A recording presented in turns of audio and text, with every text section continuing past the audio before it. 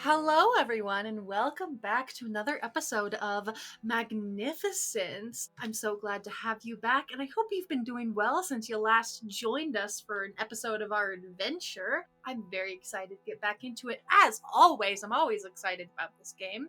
And we're going to jump right into it. I have no more introductory things to say. You know who I am, I hope. I'm G. I'm the DM of this game. I'm joined by all of my lovely players. Before we get into a recap, I'm going to, as always, give a quick shout out to Sarson Games for the Oracle's Vardo sourcebook we use throughout this game.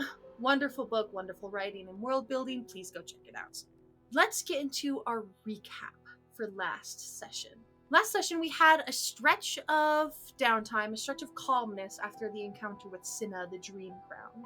The session beginning with Naime, not Suda, preparing breakfast for the party.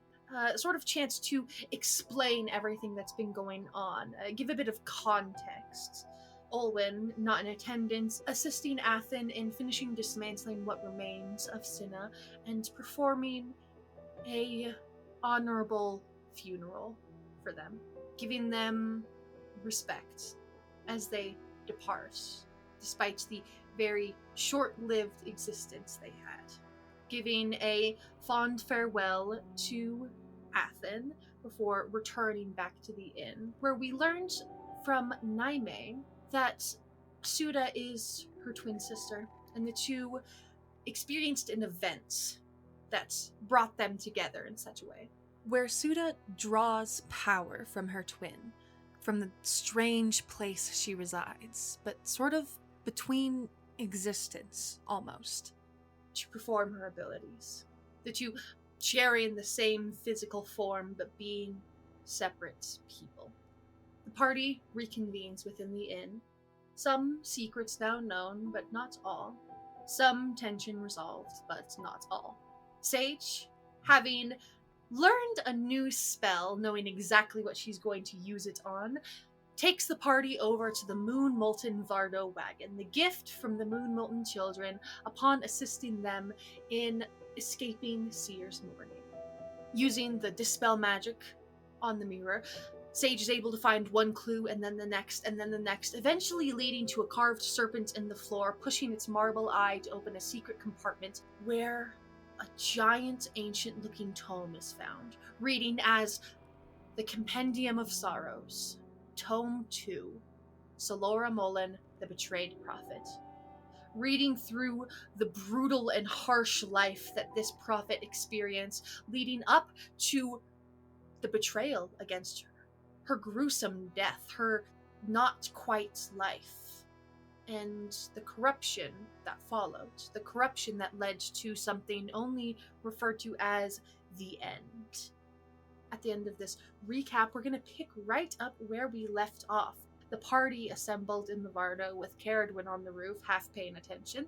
As you delve into the book, as I said last session, as Sage and Alina flip through the book, it takes a couple hours, so some of our party members may be remaining in the Vardo doing other things. I'm going to ask those party members who were not engaging with the book if there was anything that you all were doing while this reading was taking place, anybody you want to talk to during these couple hours of research. No, Caradwin's bored. I mean, this is nerd shit happening right now. Caradwin's taking a nap. Yeah. Yeah, not paying attention. I'm assuming they have a crafters division office here, right? They do have a division here in Walkingsdale, correct? Okay. Olwen would like to go to the crafters division office. If anyone wants to come along, they can. He's just going to turn to the party and say, "All right, while they crack into that tome, I'm gonna go and try and get word to the children. If anyone would like to come along for that." Carrie will hop down from the roof. All right. Is it just Olwen and Caradwin going? Kuvos is pouring into the book with Sage and Alina, so... Got it. Nerds. Join the nerd huddle. Come on. You know you want to. Naime, are you staying? Are you doing something else? Are you going with them? Well, if I'm to play Naime's character correctly, she would probably go the more intellectual route. And with Carrie going with Olwen, Naime doesn't feel that there will be the moment to address the issue. Yeah, so you stay with all the nerds. The jock betrayed to the other side, so the 2 remaining jocks leave the Vardo. While they're reading, you are not familiar with the city, so it takes a little bit, but you eventually track your way down to the Crafters Division office here. It is meager 3-story building. There's a sign outside posting saying what they are. Entering the front door, you see there's like a type of like front reception desk sitting there. And there is a woman sitting with the tightest ponytail you have ever seen. It is so perfectly smooth and placed with large, very large round glasses. And she's sitting perfectly straight, sitting there scribbling, and looks up the moment you enter, puts down her quill, and smiles brightly. Hi, how can I help you today? Hi, I am... Oh, God damn it. He's gonna pull out like a piece of paper that he's been carrying in his back pocket, and he's going to read it out loud. Olwen Tanner, Independent Consultant 786943 to Bonnie Women. Got it. Okay. Scribble. All right. Bonnie Wyman is not currently located in Walkingstill, unfortunately. Would you like to send a message or leave a package here with her? Yes. I would like to report back to Bonnie Woman about some information, hoping to get these through Crafters Division channels and outside of third-party interference from the Steel Bones. This is an internal affair. Understandable. Give me one moment, please. Turns, opens a drawer, and begins leafing through paperwork. Caradwin's the most painful thing you've ever seen. You can see Olwen dying in real time. This might be more boring than what they were doing with the book. Why am I here? Caradwin having a bad day. God, this is my worst day, okay? I don't think you understand. This sucks. This sucks. Caradwin's gonna start stabbing if we don't get them some enrichments. I'm gonna get violent, okay? As Olwen is like going through this, just makes eye contact with Carrie, and it's just that feeling of like, I know, this sucks, I'm also dying. We'll go get into a bar fight later or something. Like, oh my god. It's like 10 a.m. Yeah, and? Amazing, I love it. After a few moments of the woman at the front shuffling through paperwork, she fully takes out a form, and you see at the top it says internal correspondence request, hands it to you, and pushes a quill and ink pot towards you. Please fill that out. It is mind-numbing. You are here for 45 minutes doing paperwork for this woman before finally she looks at you taking all the paperwork back, and it's like she's giving you the paperwork one at a goddamn time, so you can't do it all at once. It's like, take this, you sit down, fill it out, bring it back, and she gives you another one, and it's just that for 45 minutes. Finally, she looks to you after taking the last bit of paperwork. All right, looks wonderful. What is the correspondence you would like to deliver? Is this something you are dictating or an already pre-written message you would like to hand me? Owen pulls out like a pre-written message, which he will show to Caradwin real quick in case she wants to add something. But the message basically says, to Tara, Vanek, Ozit, and your other friend, we are currently continuing our journey, but we've uncovered something that belongs to the two of you, Tara and Vanek. As of now, we do not have a safe way of getting it to you, and it might not also be safe for us to tell you the details of what it is until we can get it to you safely. But we found it in the gift that you left us, and we're looking for a way to get it back to you. I hope all of you are safe. I hope all of you are well. And I sort of show it to Carrie in case she wants to add anything. Looks fine. Yep. Okay. Fully disassociated. Just absolutely dissociated with boredom. Yeah. I love the Crafters Division. Hand it over. She takes it. Oh, Sorry, I did have something to add. At the very end there, which I will add before showing it to Carrie so that she doesn't die of boredom, at the very end says, as an advanced payment for the favor included here are some information that you would like to know. Given the events in Sears Morning, there is an uptick of apothecary workers in the area, resulting in a downtick of apothecary workers outside of Sears Morning. There is also a need for masonry, carpentry, and other construction work in Beggar's Hole. There is going to be continued demands for apothecary in Sears Morning due to continued paranoia of the events that happened during the funeral. P.S. More bastard children being born in Sears Morning. Send toy makers. I'm watching Olwen's soul die in real time. This is beautiful. You pass off this letter and you see the woman at the front fully unfolds it and gives it a quick scan, reads the contents of the letter, says nothing, just kind of gives it a satisfactory nod, stamps it, folds it up, puts it in an envelope. All right, I will send this through our various caravans and get this to Sarah Bonnie Wymond. Anything else I can help you with today? No, this is... I'm done. Wonderful! He pulls out another piece of paper before she finishes and goes I filled out the satisfaction form in advance. I'm going to leave now. You knew, you son of a bitch. She fully is holding up an empty survey for you to fill out and sets it down, her smile twitching a bit. And she takes it and goes wonderful, I'll get this turned in. Thank you so much. You have a wonderful day. Goodbye. You leave. More broken than you were before. I turn to Carrie and goes Carrie, we need to go hit something. Just anything. I think I saw some bad drunkards in the tavern 2 blocks away from here. I could pick a fight right now, yeah. You guys spend the rest of the time they spend researching fighting in a bar. In fact, hold on, I'm gonna roll. Olwen, you lose 4 HP. Carrie, you lose 2. That's how you guys return, is with a couple HP gone. You guys are in there. Poof, poof, poof.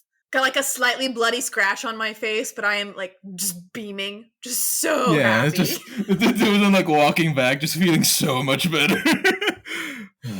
Amazing. So you guys return in that state as the research is finishing up. At the end of this period of couple hours, I will ask of those of you who were researching, which in this case is just Sage, Kuvos, and Naime. For our audience, we unfortunately do not have Jacqueline joining us today, so Alina is quietly sitting by herself. So for the 3 of you who are here researching, I gave you guys the overview last session. If there's any portions of that you guys have questions on, you want me to give more details on, feel free to bring them up now. I'll give you guys details on whatever in the overview you care to. Just let me know.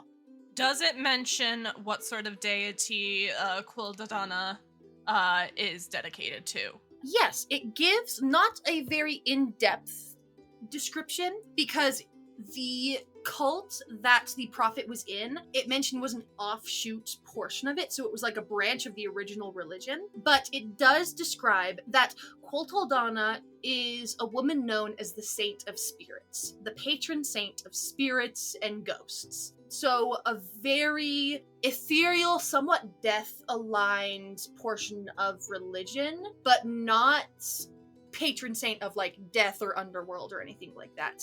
So sort of a branch of that same vein, and then the cult that the prophet was in was a branch of the branch.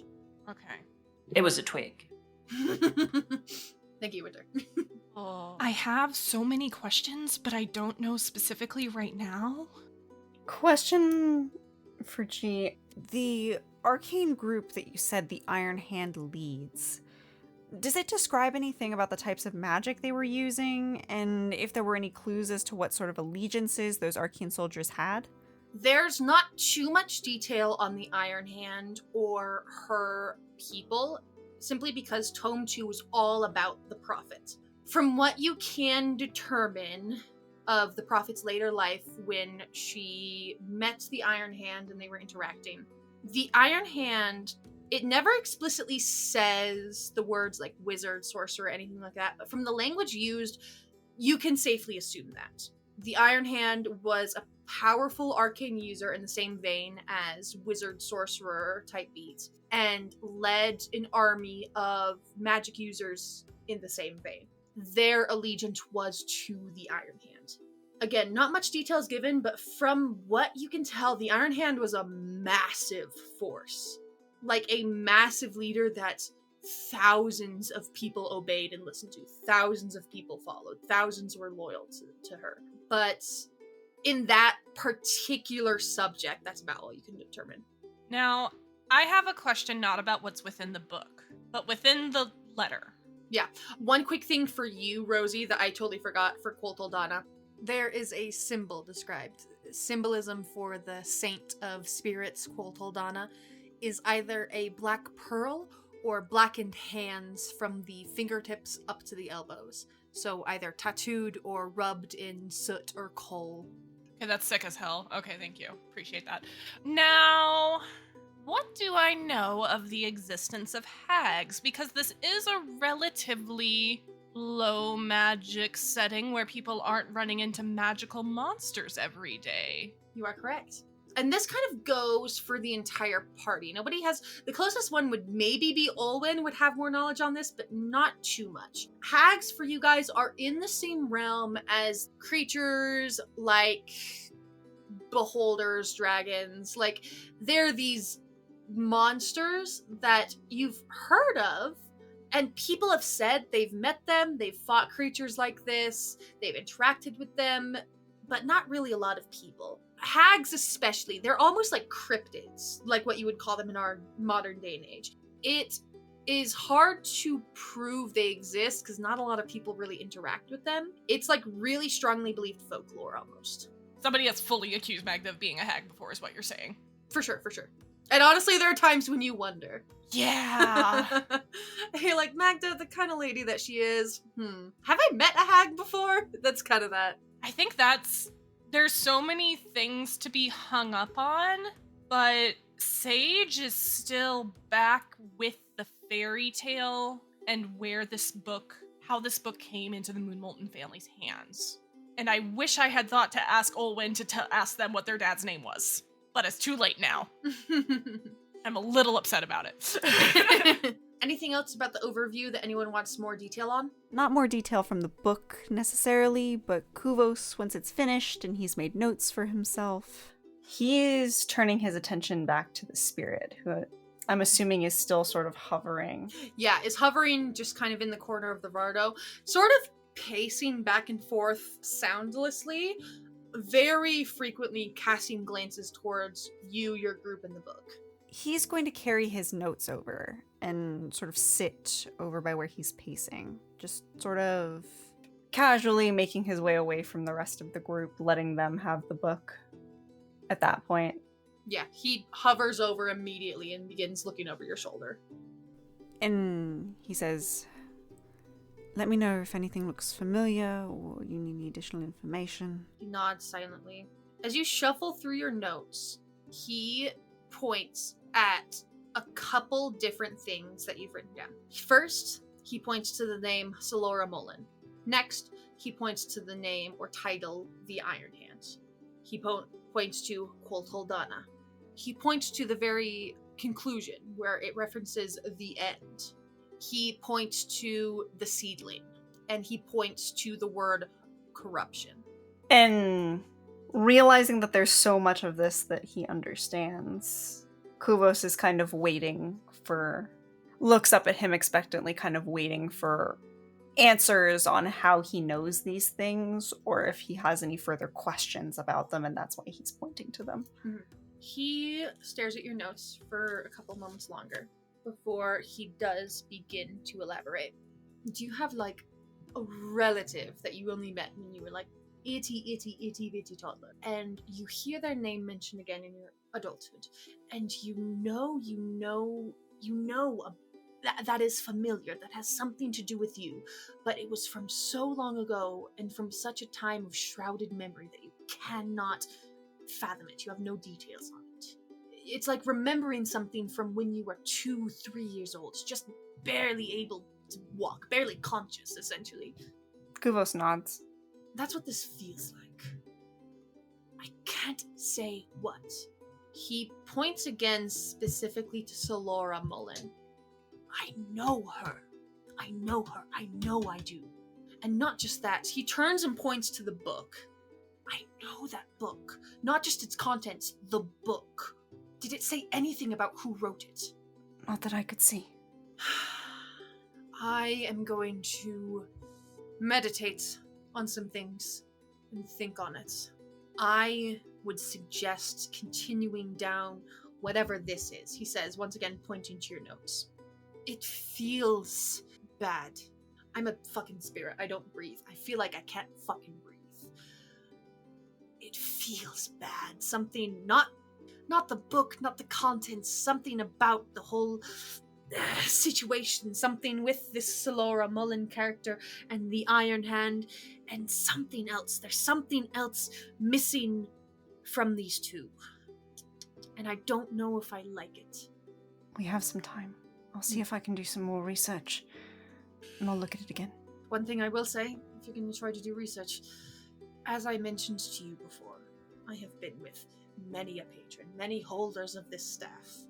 If this is something I recognize, I think it's a lot older than you think. Of course. A lot older and potentially a lot more dangerous. Exactly. I will leave you to it. If anything else comes up, I will be watching, and I will let you know if I am able to surface anything else from my mind. Until then, keep sharp. You don't know if any one of these motherfuckers are going to take a dagger to your neck to try to get the Staffer book from you. Kuvos kind of chuckles at that and is like, I will keep my eye out. He mean mugs Carradwin. I was gonna say, as he says that, does that when like Carrie and Owen walk back just covered in injuries? Yeah, he's covered in bruises and blood that's not your own, and he's just like fully like pointing them out, like I got my eye on you, making eyes at them. And you guys see nothing. This is an apparition only Kuvos can see in here, but you get there's prickles on the back of your neck, like someone's talking shit. I look up. Oh, when you're from you go places that are just middle of nowhere. Mountains, remote north, probably. Knowing how climate works, lots of snow. Been somewhere like that? Yes, you could say that. There's one described here. It doesn't match any description of places that I've been, and I'll like briefly summarize the description of that snowy area and what happened there. Yeah, the prophet For him. fleeing into the mountains, creating a temporary safe haven, the earth gifting her the powerful seedling, healing her wounds, finding refuge in the cold, before she eventually departed, promising to use the seedling's potential to end the wicked ways of the cult. We haven't really gone to any of those more dangerous climate-wise. I think the moment Sage like describes it, and as like she's saying that sentence, Owen has immediately sort of like rushed over to like look at the book, to like look at the description, and is it what I think it is? From what is described, there are no names thrown around. It does bring about a sense of familiarity from the way the mountains are described, from the way the cold is described. It sounds like home. I think Owen's reading it, just kind of like double checking to make sure he read it right. Turn to everybody, and he is going to say, the Deathside Spires. Sorry, the Downside Spires. To the west, in Valenson, right? Yeah, but more than that, the way this is worded, what it's saying. I think Owen's like in between himself, trying to figure out whether he should say it or not. But eventually he breaks looking at it. In the same vein with Alina, like many sessions ago, this is a lead that is rare to find. Mm-hmm. And I think he's going to look at it, and he's going to say, we have stories of a place just like this. somewhere deep in the mountains, buried beneath the ice. Guards that sing ancient songs that stir the spirits of winter to protect something, to guard something. A green glade unsoiled by blood to crown or blade. One of rolling hills and sweet flowers. An endless wild that will never see winter. It's a story. So many people don't believe it, but Well, we've talked about this. Stories come from somewhere, they come from something. Rarely do they ever get made up whole cloth from without any source. And if two stories line up with each other, unrelated to each other, then they probably come from the same source, right? yes, I don't deny that. In fact, I trust that more than most things. It's so rare to find anything about it. And I've never been able to find anything about it. Well, now we have. Here, Caratwin. I like hand her. I like kind of. I don't want to take it away from Olwen too fast, but if it seems like he's like not hanging on to it really tight, I'm gonna like basically like not unceremoniously shove at her as if I don't care about the book, but it's like I'm done with this right now. You take it. Everyone needs to take their turn looking at it. Yep. Yeah. He's not like like death grip on the book. No, he's Yeah. gonna like let you Yeah. take it if like you're taking it away. I don't know if you've ever heard of this Toldana thing. I don't know if it's related to your branch, whatever it may be. You don't have to tell me, it's fine. But it's got divine connections with it that I can't make a use of. I don't.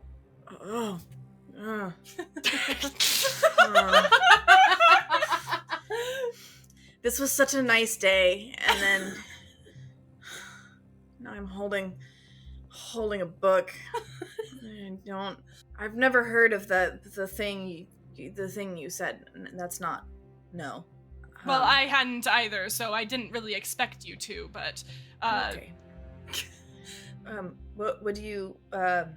Books are very much your thing and not mine. So what am I supposed to do with this? Kind of holding it with like two fingers, like. It's so big and heavy. It is a massive Dancing book. fingers.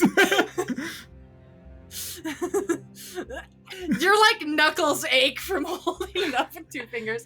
Yeah, Got really good grip strength. Yeah, I got great grip strength. there's a connection to it. The detect magic, there's a divine connection with it that you might be able to utilize, whereas the rest of us don't have that sort of connection. Carrie looks very uncomfortable that you are just sort of saying all of that out loud in front of other people. Oh! I know that you don't care. Yeah, no, I don't give a shit.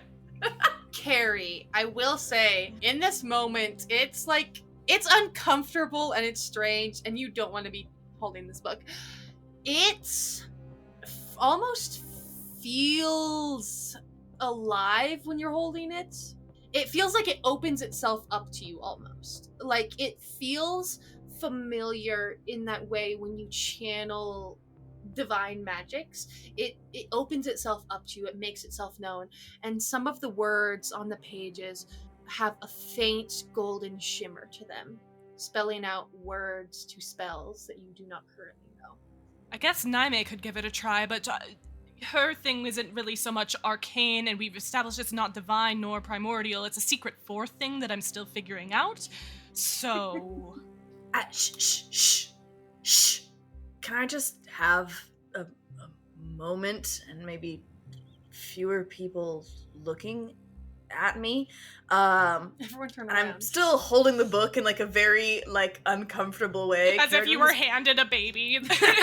Right. Caradwin has probably held like a sum total of like 5 books in their entire lifetime. So like, they were taught to read and stuff, but like this is not I don't care about books. Yeah. Unless they're like covered in gold and I can sell it. You know what I mean? For like, sure. But I recognize that strange sensation that I have subconsciously called up before, and there have been so many strange things happening to me and around me and in front of me, and I don't believe in coincidence anymore. There's a reason this book is in my hands now, of all places. So I guess I will find like a little corner, or I can go into the Vardo. Very self-conscious. This is Caradwin's first attempt at intentionally touching the divine, I think. So I would like to try to, yes, the roof, maybe. But people could look up and see me on the roof. But yeah, I guess I would like to try to tap into that feeling a little bit more and see if those strange like golden letters will make a little bit more sense to me if I think about it. So just to make sure we're on the same page, you are attuning to this book. Yeah, I mean, all right. Again, Caradwin doesn't know the word attuning. Like, for sure, that's not a like. That's some again. That's some wizard bullshit as far as she is concerned. But mechanically, yes. Mechanically, I'm gonna attune to this book. Okay, got it. You go. There's like the little alcove where like the hammock is hanging. You duck not into the hammock. You go like behind the hammock, so it's like almost a curtain. So you're like hiding behind the hammock almost, like flipping through this book. Your process of looking at this and studying it in a way that you have not before, as you said, touching the divine, reaching out to it for the first time, really, like actively seeking it out. It fills you with a sense of calmness that you have not quite known before. And you're so engrossed in this tome, here in this sort of darkened corner, hiding behind this hammock. You're both there and not.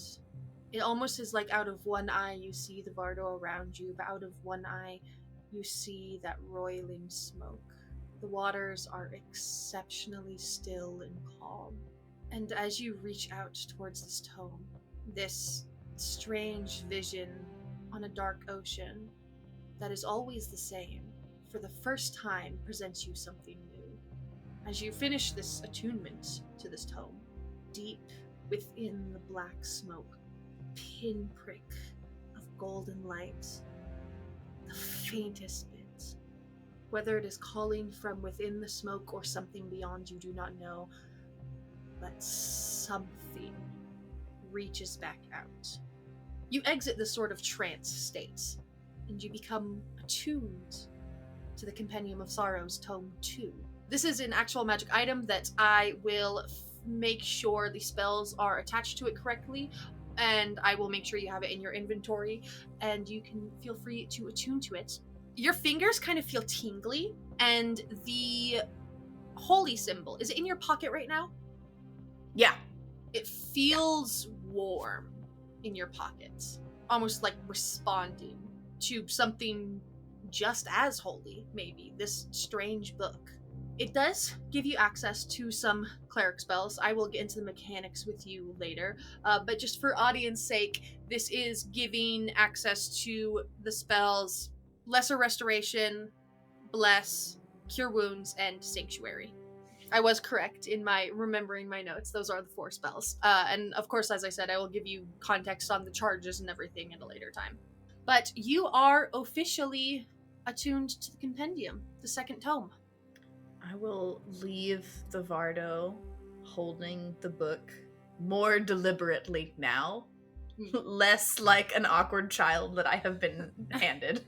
And more like how you're supposed to hold books, I'm pretty sure, from other people have done. I'm observant, okay? I see things. I think I will walk back over to Sage. And just I think you're all still in the Vardo. Or in the Vardo, yeah. I mean, has Carrie never held a book before? I mean, like, probably not. To be perfectly honest with you. Especially not one of this size. Not one that she was holding with the purpose of continuing to hold. Yeah. Yeah, like I said, less than 5, probably, in their entire lifetime. This is the 5th. Yeah, this makes 5. This makes 5. We're now at one hand. There we go. Got it. And I think to Sage, knowing that Sage in particular has a fanatic interest in the divine magics, and has Carrie heard Sage talk about like the smoke and what lies beyond before? Probably not, no. I don't remember if you I don't think I have. had like ranted about it at all. I I think Sage is very aware of how taboo that line of discussion and thought can be. And although she absolutely 100% is like every time she gets a hint about it, she wants to like figure it out. She's aware of like the social taboo. Fascinating. That's the social taboo she won't really bring up, but being like, hey, so you're connected with the divine, right? I want to be clear. This is because we're in the private setting of the Vardo, and she believes that this group, I mean, we just had a whole conversation with Naime this morning. As far as she's concerned, we're open with each other.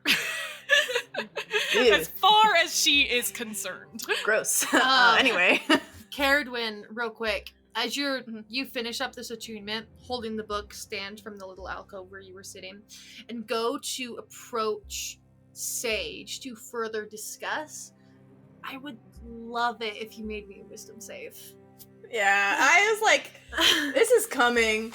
We've been handling magic items like the fact that it didn't happen to Sage is just so fucking funny, though. Is it what you think it is? It could be better. It could be better. I can do math. 11. Okay, wonderful. You approach Sage, opening your mouth to begin speaking, holding the book, and you see a flash of that golden pinprick of light through the smoke that you experienced while attuning. But instead of that feeling of something reaching back out to you, instead of that feeling of calmness and peace, that connection is suddenly like shut really violently, really abruptly. It happens so fast in the back of your head. It sends a major spike of pain through your head, instantly bringing on one of the worst migraines you've ever known. It makes you like dizzy. You have to blink spots out of your vision, and you pause for a moment, and you stop, and God, all you can smell is dirt. Heavy dirt. Not cool, calm earth. Not the kind of comfort it normally brings you. God, it's claustrophobic. Fuck, has it always been this small in this Vardo? Holy shit, it is oppressive in here. Why is the air so heavy? And that feeling lasts for a couple long, painful seconds before slowly fading, but the headache remains. But it has disorientated you quite a bit. Carrie? I'm fine. I'm fine. I don't know if you wanted to keep reading this, but I think I am connected to it in some way now. I guess I sort of saw things that were familiar to me in a way, something I have seen before many times, only it was different this time, and I'm not sure I'm ready to talk about it just now. I need to here, and I'm just gonna like kind of shove the book at Sage and just bolt for the roof. I'll hand it to Alina, who plans to spend some time doing more like physical artifact preservation stuff to it. Yeah, it's an old book, so she takes the time in the background while everything else is going on, like fixing some of the metal fastenings, some of the pages, making sure they're bound properly. Passing it off, Sage, you do notice that kind of opening is now shut. It has, mechanically, it's been attuned. It's attuned to Caradwin. You notice that now. Yeah, for sure. Olwen. When I skimmed through it super quick a while ago, was I able to get to the part about the earth stemming with like death and stuff like that? Sage would have TLDR summarized the whole thing to you, first just pointing out the part about the mountain, but once you expressed that, yes, that is familiar, yes, I've been looking for this, she would have summarized the whole thing to you. Yeah. Okay, so I think while Carrie is catching their breath from reading a book, That's what reading does to you, man. I am a jock, not a nerd. That was hard. Yeah, I understand. Yeah, understandable. My head hurts and my tummy hurts. There were words with more than 2 syllables in there. There are no pictures in that book. I imagine Caradwin didn't even actually read it. She just like meditated with it though. I didn't read the book. I held it for too long and now my tummy hurts. So, like, that's the longest you've ever held a book, and these are the consequences. Like it. I want to go get another fight.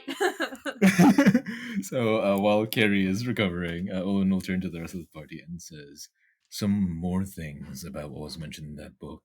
It said death ran rampant through the earth. A similar thing happened around 300 P. Some information that's able to read in Elena's library. It followed the fall of the Druid Groves. When that happened, it seemed like the earth was punishing mortal kind for what they've done. At least that's how it was described. But sometime after it just ends, that famine, that roiling death, it abruptly ends and things go back to normal, to a status quo. It doesn't say how. This might explain how the famine started. But it doesn't explain how it ended. And I don't think things just, at least of that tragic nature, magically correct themselves. Well, there is one place where we might be able to find some answers, but it's out of the way. There's no way we get to it anytime soon, but north of the Little Ivy Wood, right before you cross into the Neardor Wilds, it's the last standing Druid Grove, the Sun Circle. That Magna mentioned, yes. If there's anyone that might know anything, that might be the place to go. I think it's very clear Olwen wants to say something more, but he holds it there for a second.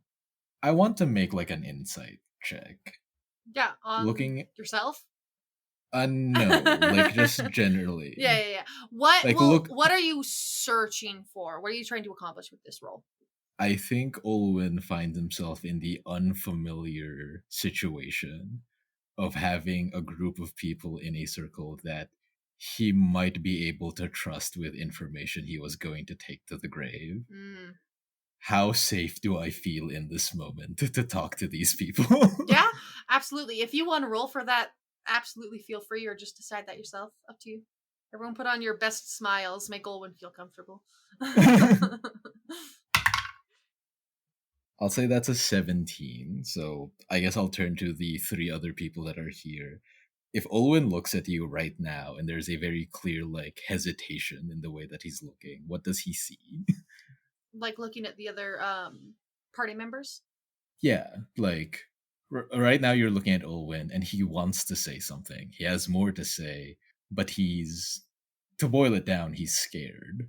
Looking at you three, what do the three of you sort of reflect back to him when this is how he's presenting himself right now? I think the moment that Kuvos spots the hesitation, there's a moment where he does this thing where when he knows that there's something that needs to be focused on, that needs his attention, where any other potential distractions, any multitasking he was potentially doing, he puts it away. So you watch him sort of close the notebook he was holding, put it to the side. Kari, he sort of scoops up in his arms for a moment to keep her from flying around and distracting him, and just sort of looks at you and gives you his full attention. Almost to encourage you, whatever you have to say, it's okay, go ahead. Plus, he's hoping Kari's adorable face may curb some of the hesitation. Sage, in this whole scene, so to speak, whenever there's something like this for her to ask questions about, I think she shows you a more honest picture of herself than she ever does at any other time. Whenever Olwen has explained something to her, it's full genuine interest, full listening, full eagerness to learn. And in seeing you hesitate to share something, she almost seems to try to tap that down because she knows that there's some things that people aren't going to want to share. And she tries so hard to be understanding about that not everything is her business. And there are things that are between a person and their deity. There are things that a person might not enjoy talking about, but there is disappointment there. And you can see her try and rein herself in that moment. Naime first starts with just a brief look of surprise as you regard her. simply because she wasn't sure if you'd actually want to speak with her. The longer it's held, the more empathetic her look as she relates to that fear and doubt. But she won't say anything. I come from a place called Vardo, a town deep in the downside spires.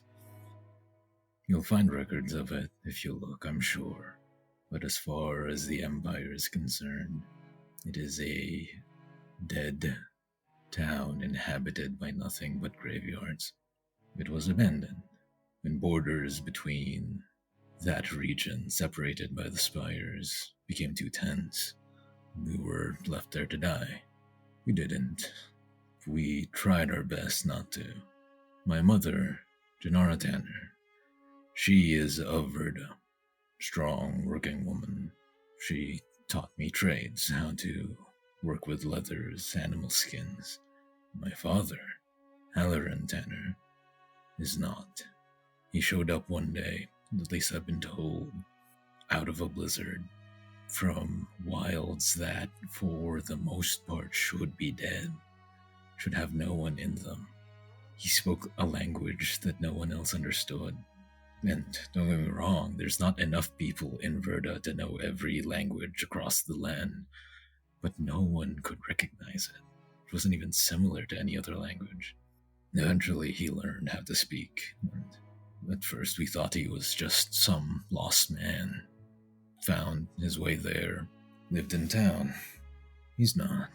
He taught me that strange language. He taught me more of what it means. It's... To call it a language does it a disservice.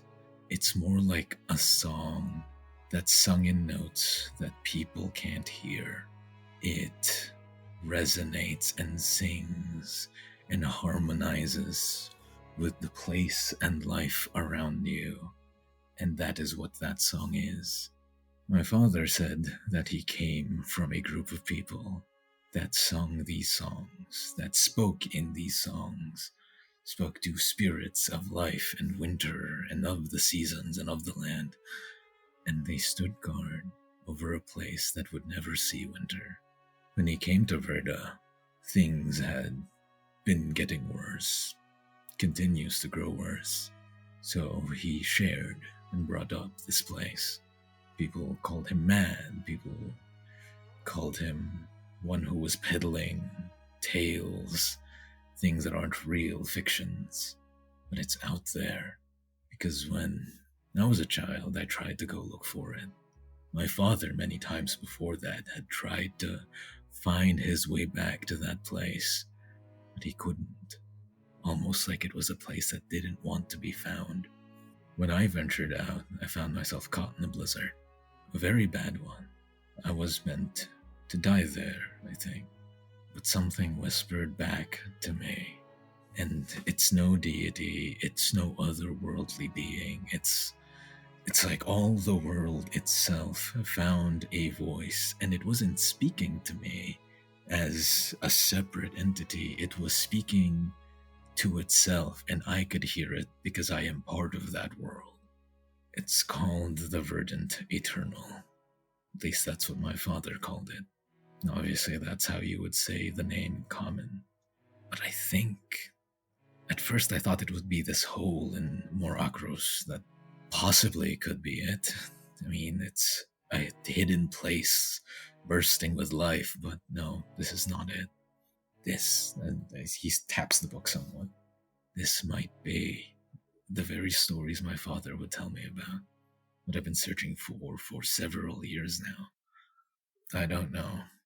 I've searched a very long time for more information, and that's as far as I've gotten. Perhaps.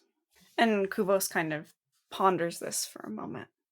It's hard to know what information would be out there, especially because if this is kept so secret, very few scholars are going to know anything about it.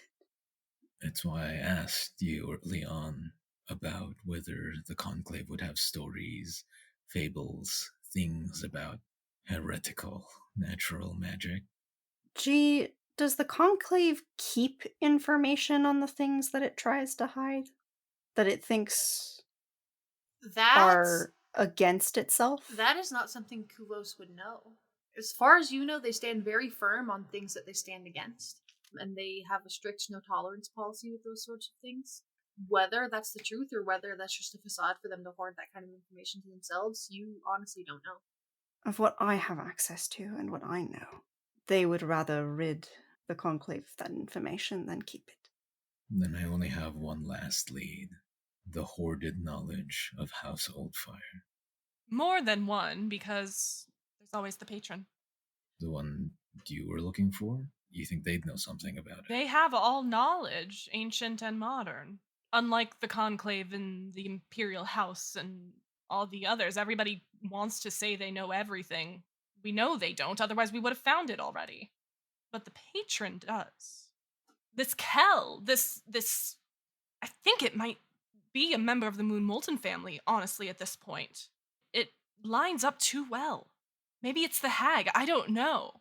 But if it's not in House Oldfire, we can't give up on it. There's other places to look. There's never not another place to look. Oldfire does not have all the knowledge. I guarantee you.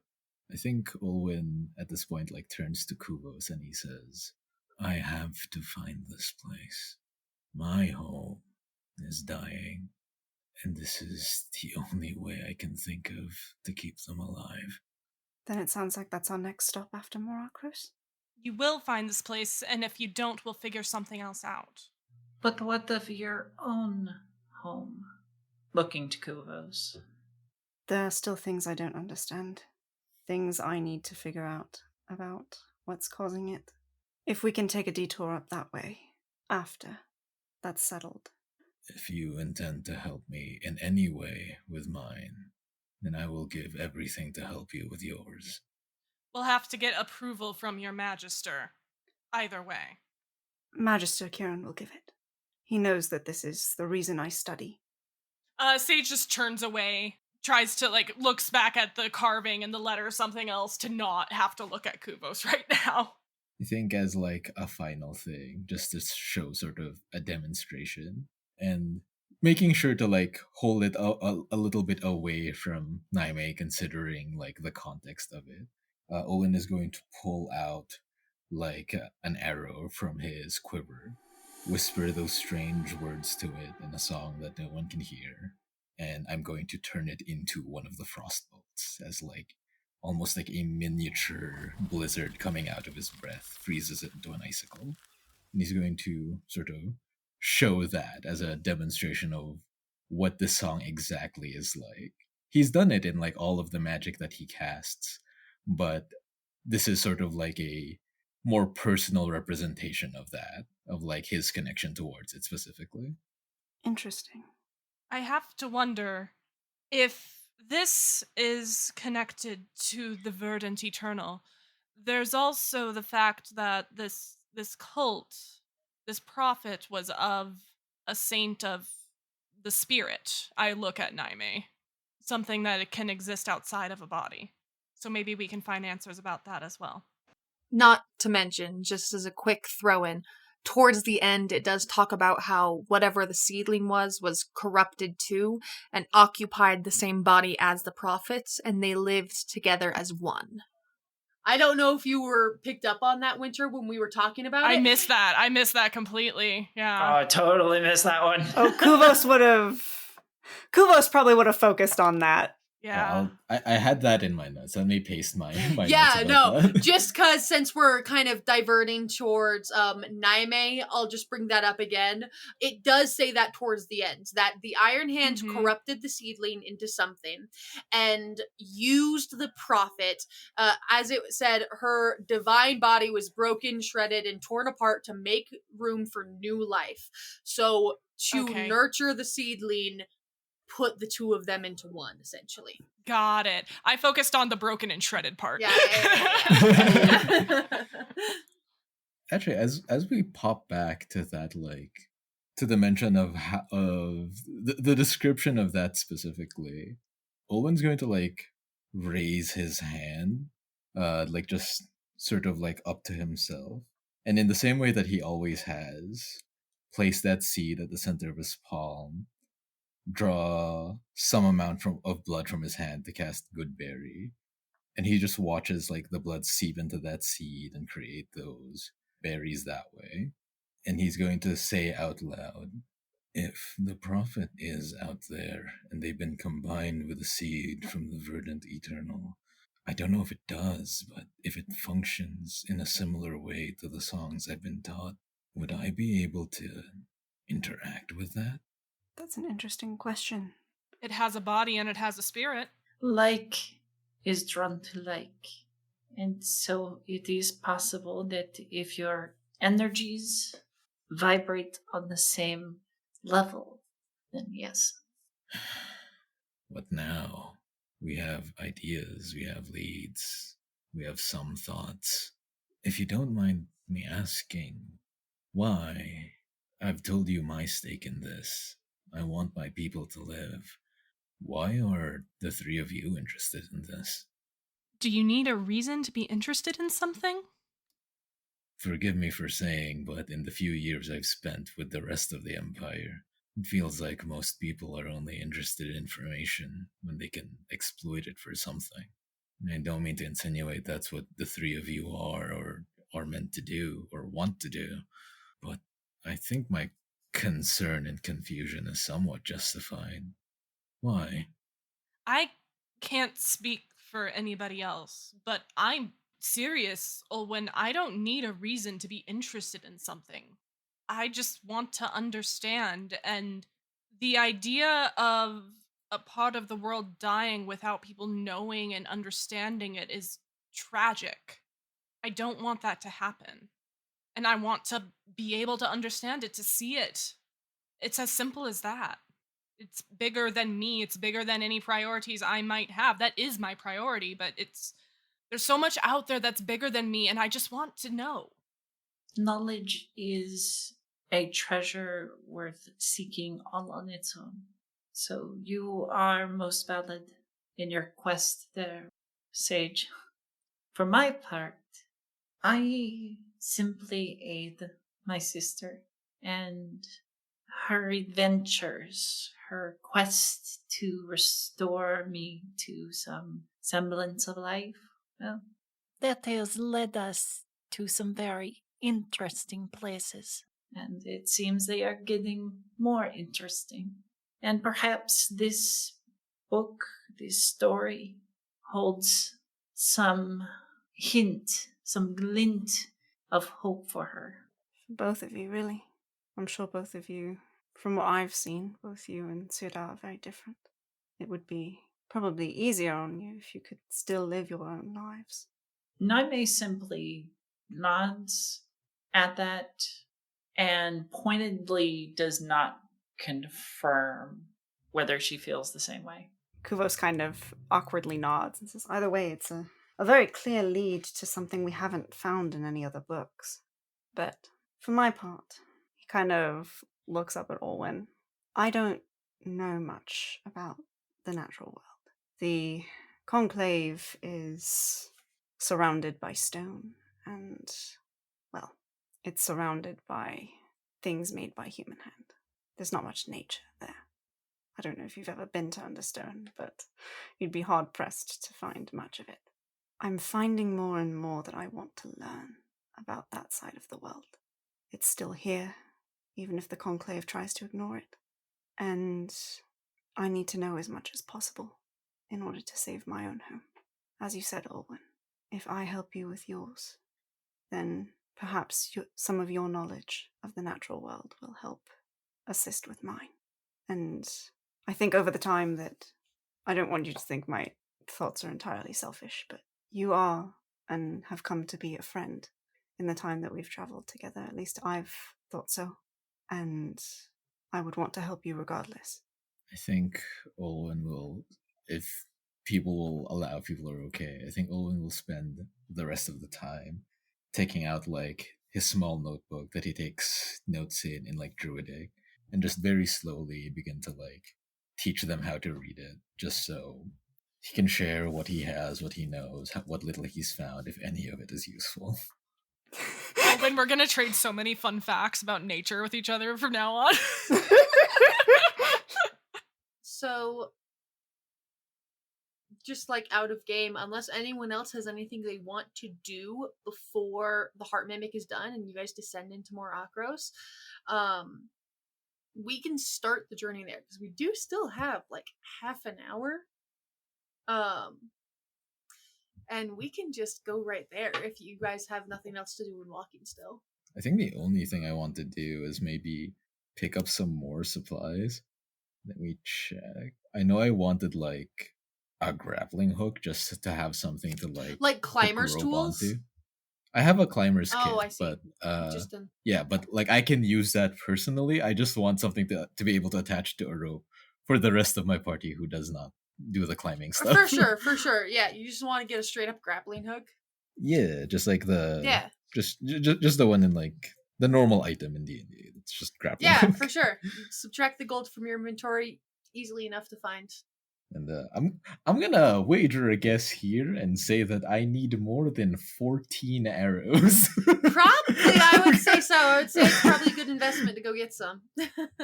Yeah, so I think that's what I'm grabbing. It completely did not even occur to me that you might be actually tracking arrows because I never do that. Andy's built different. Is anyone else grabbing any other equipment? I did between sessions.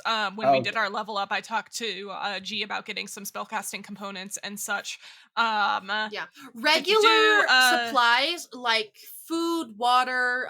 If anyone else is getting stuff for like climbing or like candles or ammunition, like regular supplies like that, feel free to add it to your inventory and subtract whatever gold it is. I trust y'all to keep track of that. If it's anything like more like special or specific, we'll talk about it here.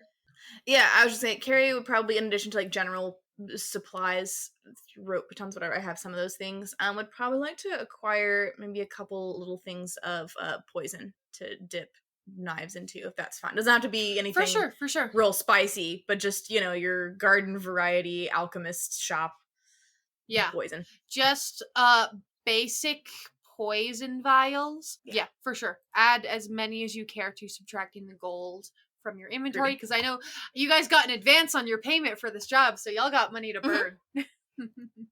Any other like sort of special supplies, Emma?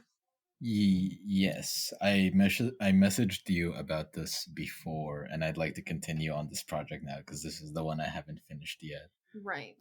Is there an apothecary here in Walking Still that I can go to continue the essentially like improved version of like the sleeping like medicine? Oh yeah, for sure. Like, is there any way I could make progress on that like during this downtime or no? I have no problem doing that. I think that is absolutely doable because you have a few days before you guys even go down. If you want to, just because we only have like half an hour here, so it's may not even come up.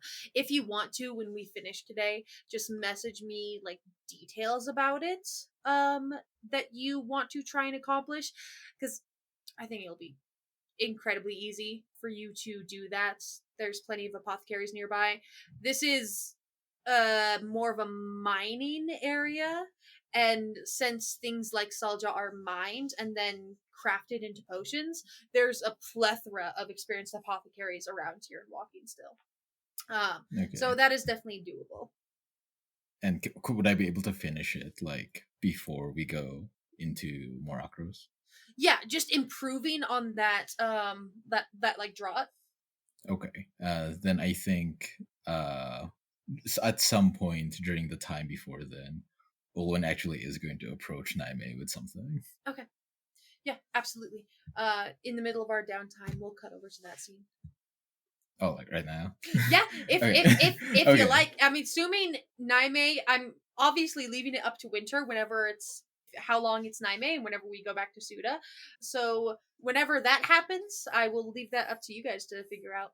Okay. So Owen will try to find like a moment alone with Naime / Suda and say, Naime, right? That's who Yes. you are right now? That is correct.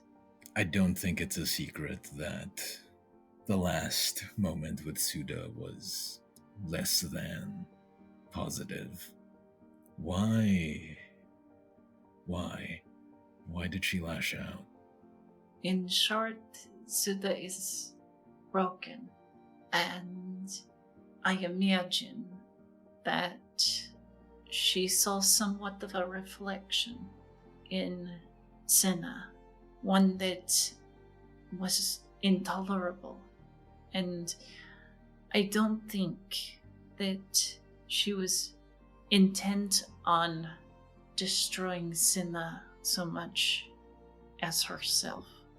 I think Olwen will nod at that, go into his pack, hand Naime the improved version of the medicine, and is going to say, I've noticed that I don't know if it's just Suda or if it's the two of you that you have trouble sleeping at night.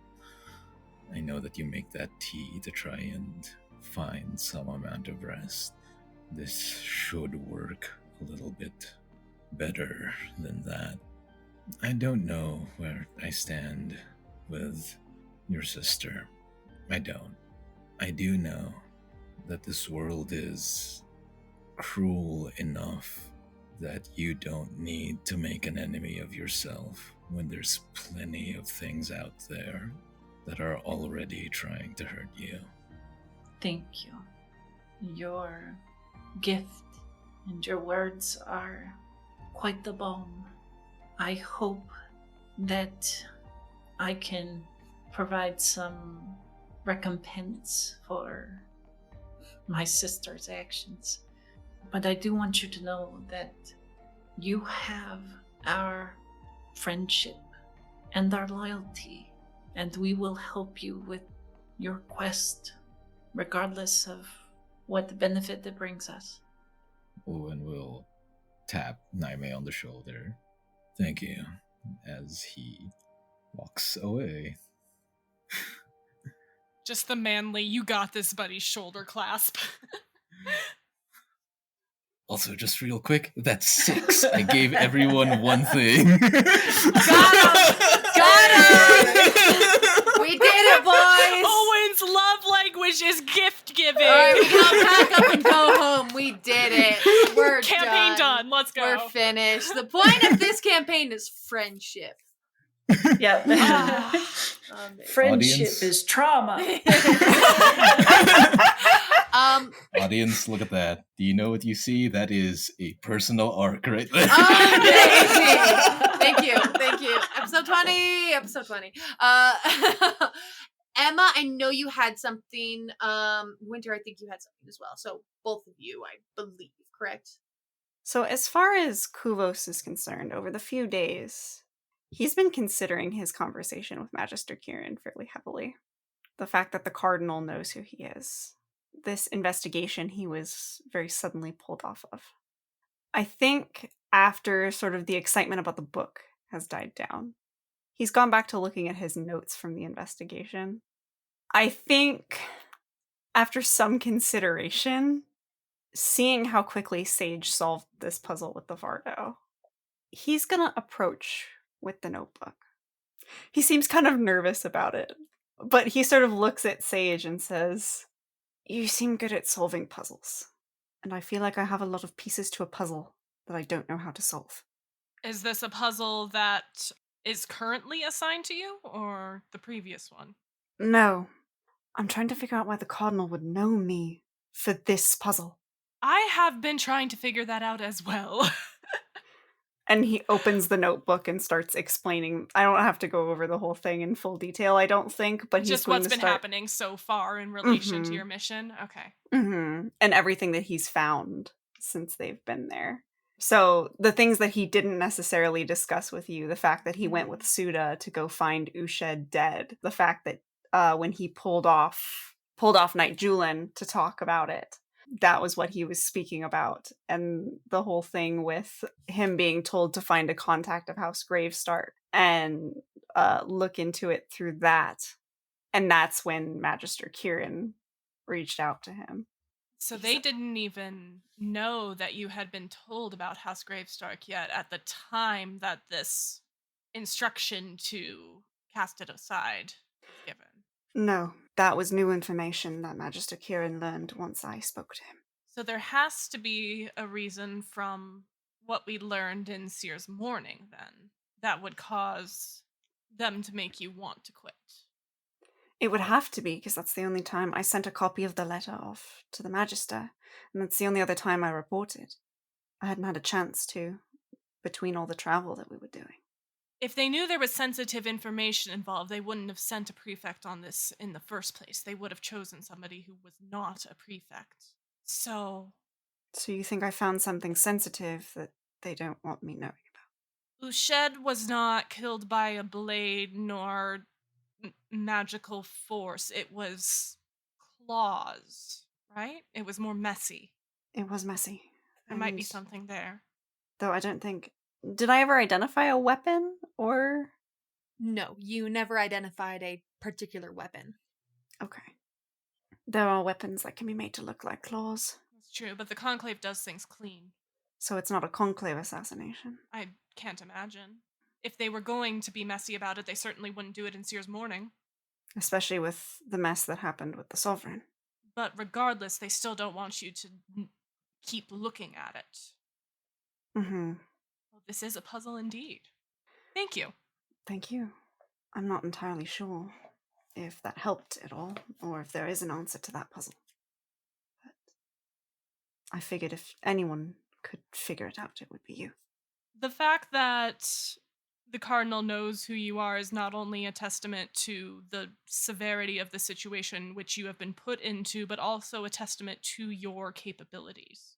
I think you have a bit too much faith in what the Magister will allow you to continue to do once this little quest is done with. But there's a reason you're a prefect, Kuvos, and you should have more faith in your own abilities. He considers that for a moment. Nods. You've earned this position, and not everybody has the ability to earn that. It's not something that every single person can achieve no matter how much they want to. Is that coming from you considering my abilities, or, forgive me for prying, is this more personal? Sometimes you want to do something and you just need to find a back door around to get to there, and other people, there's just an archway that they just waltz through. I'm not saying you had an archway that you just waltzed through, but I'm not saying it was easy for you. I'm sorry, I don't know how to phrase this. I came into the Conclave much older, and it's much harder to fit through that door when you've already grown past it. I see. I think you've found the path that works for you. And I'd like to think so, but doesn't mean I don't wish I knew what was on the other paths along the way. Well, seeing as I hardly know myself, I wish I could tell you.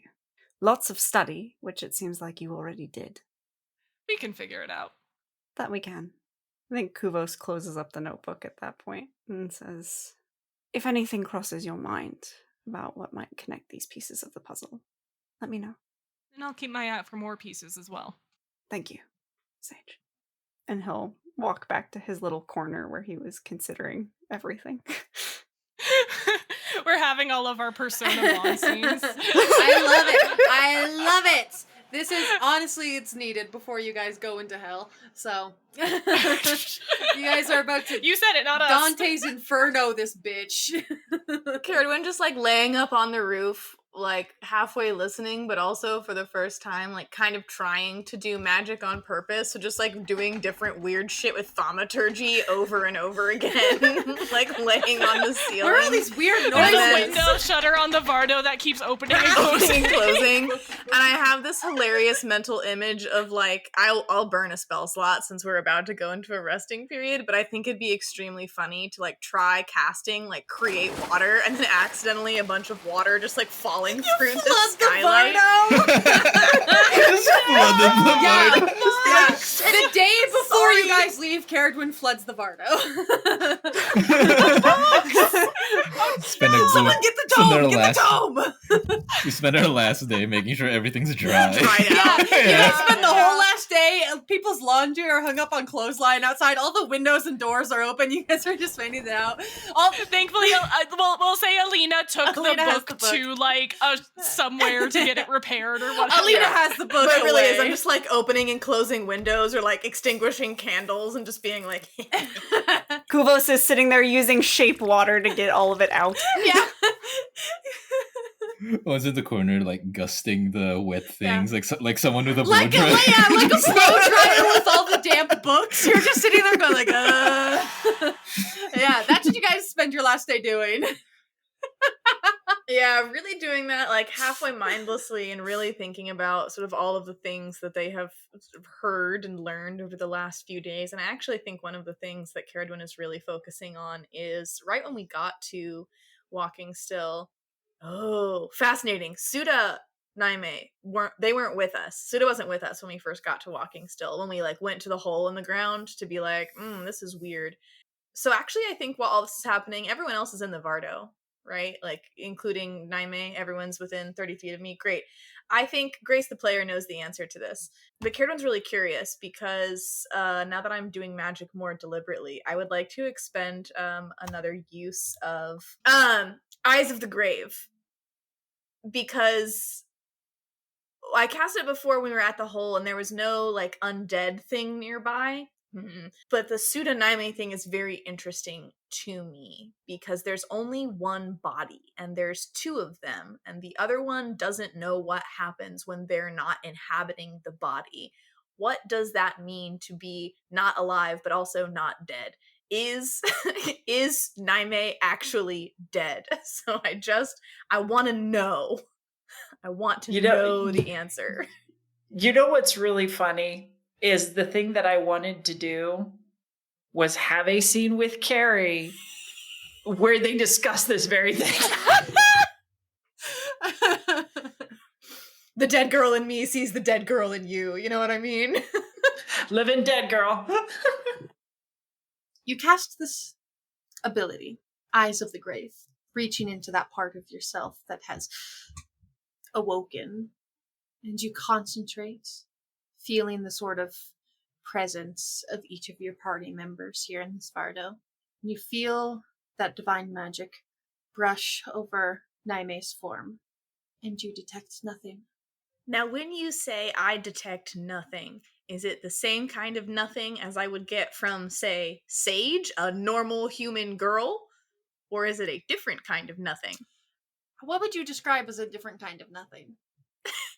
As an absence, as opposed to just like, I sense a presence, but it's not an undead presence, versus like an absence of a presence at all. What you detect is best you can describe as normal as the situation with Suda and Naime is. Word. Nothing out of the ordinary. Largely what Grace the player suspected. Very unsettling for Caradwin. The nature of their existence disturbs me. Which is rich coming from me, I know. Read through the description of Eyes of the Grave again, but just yes, keep and yourself you know the aware. location of any undead within 60 feet of you, not behind total cover and not protected from divination magic. Until the end of my so yeah, it was a curiosity, and I think at some point Caradwin would like to actually have a personal conversation with Naime. Rosie just thought of something. Yeah, I know. I saw that face too. All right, awesome. Yeah, you cast that, you get your answer. Are you trying to speak with Naime, or are you...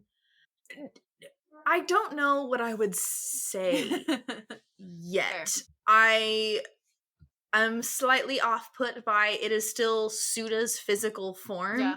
But behaving in a way that is extremely different, right? Like accommodating, friendly, helpful, kind of a nerd. Like this is a very different person. And it would be one thing if it were a brand new body and person, but it's the same body and a different mind. And the nature of that existence is disturbing to me in a way that a lot of other things have not been. Bring back the hot job. That's what we want. I mean,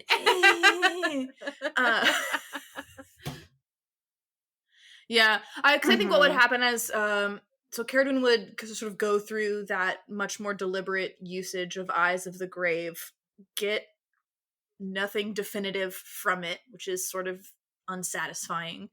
I think have a little more sympathy for how Sage might feel sometimes. And then I think I will fiddle with some of my sort of shopping expedition stuff. I purchased some poisons. I also have a poisoner's kit.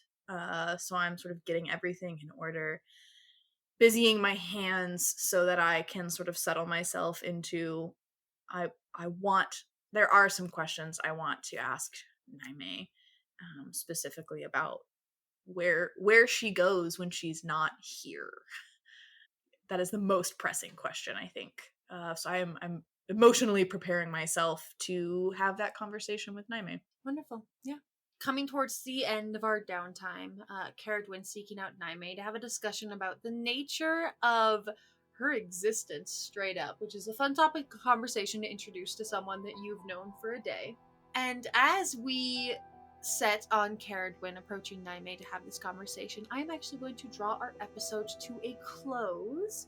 We're hitting about that time.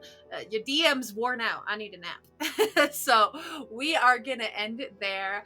And next time, we'll have maybe a few more conversations leading up to finally entering Mor Akkros. I know we've been building this up for several episodes, guys. I promise we're actually going there. I swear. I'm not just building you up for nothing. We're going underground. So we will pick up then as we begin the journey underground. I hope everyone enjoyed. I'm so glad for all of you listening, and I hope you're having a fun time. I certainly know we are, especially with all these recent lore revelations. We will see everyone next time. As always, wherever you are, whatever you might be doing, remember, take care of yourselves today, and we'll see you next time. Bye, everyone. Bye. Sorry, it took me a second to unmute.